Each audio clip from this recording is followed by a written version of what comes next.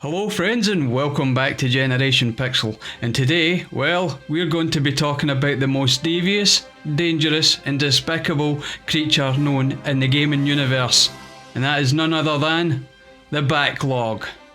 Tremble in fear in the presence of the great Backlog, mere mortal. So if you want to have a look at my backlog and how I intend to tackle it this year, well, just follow me after these titles.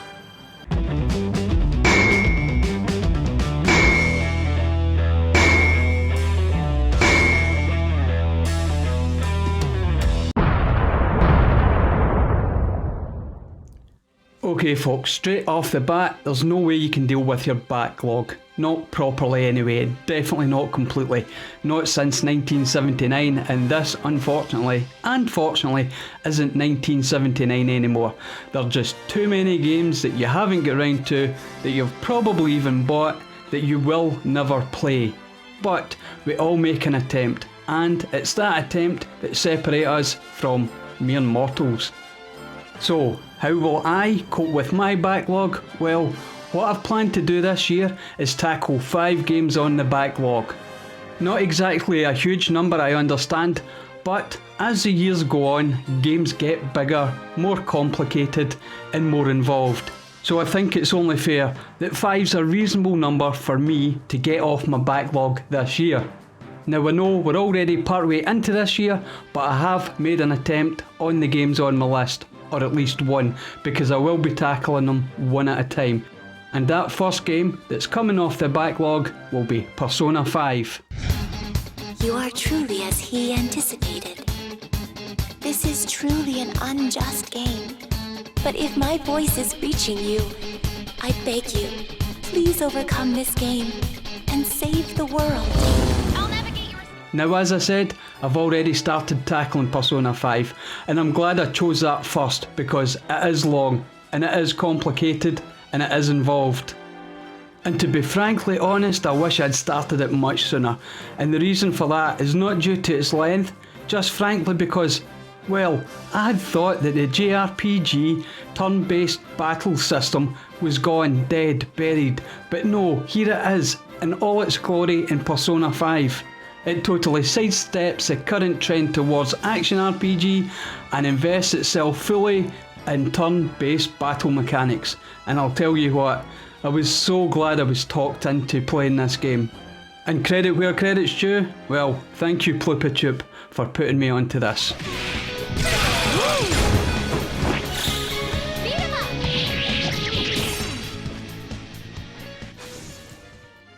Game number 2 on the backlog that's coming off this year is Ninokuni II, The Revenant Kingdom. Such a beautiful kingdom.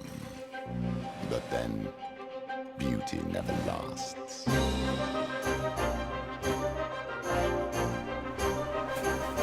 I see something in you. We all do. Yes, it is another JRPG, but this one is more of an action-based combat system. Not that I don't like action-based combat systems in my RPGs, I just prefer the turn-based classic system. But it's more than that, this is a game that I know I'm going to thoroughly enjoy playing.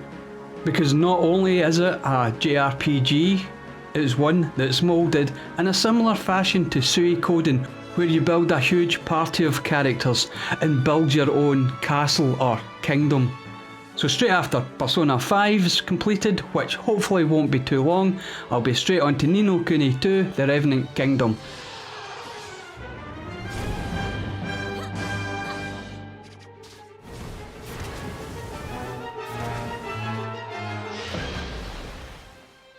Game number 3 on the backlog that should be coming off this year, no, will be coming off this year, we have Resident Evil 4.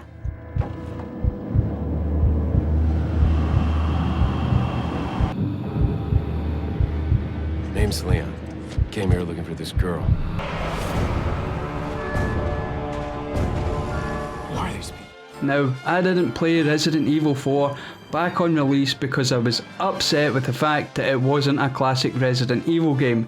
Now, much to the disappointment of my future self, I now have to delve back in and actually tackle Resident Evil 4. and show my past self that sometimes change is good. Because let's face it, Resident Evil 4 gets nothing but rave reviews, and now it's been remastered for the PlayStation 4, I have absolutely no excuses not to dig it out, play it and complete it, removing it from my backlog.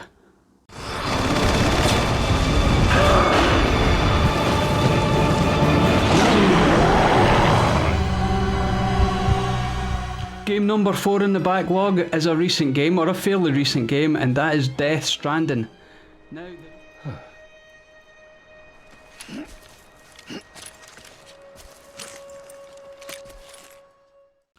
the reason I haven't completed Death Stranding so far is just quite simple. I haven't had the time to delve into the game, and from the looks of it, it does need a lot of care and attention to play this one. It's a Hideo Kojima game and it looks beautiful, so there's no reason not to play it. So Death Stranding will be coming off the backlog this year.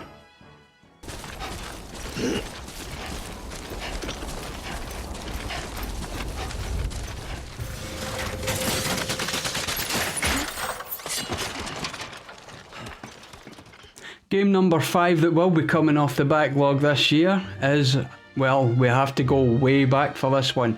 I have never played more than perhaps 10 minutes of Castlevania, so that's where I'm going for the last game on the backlog.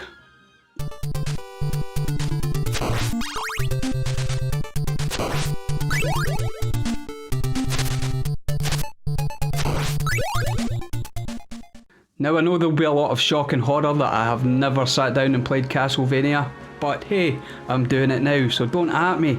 Now I know it won't take as much time as the long-winded RPGs that I tend to play, but it probably will take a long time for me to practice and get used to retro gaming again. It's not that I don't retro game from time to time, it's just that Castlevania is probably one of the tougher ones to just jump straight into. So what I'll be doing with Castlevania is playing while I'm playing the other games, giving me a break from the long-winded stories and getting my hands on some quick arcade action.